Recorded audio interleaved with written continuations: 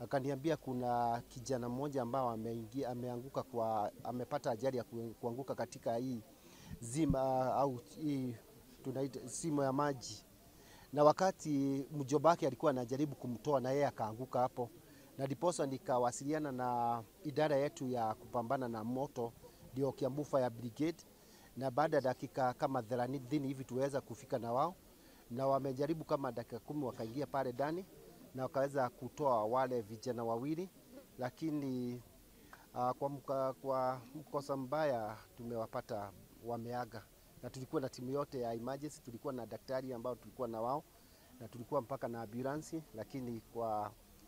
bahati mbaya hatukuwapata wakiwa hai, walikuwa wameaga. Nataka kuwasihi wawe waangalifu sana, kwa sababu kama huyu kijana wa pili ni hewa au ile tunaitanga na Kiingereza oxygen alikosa,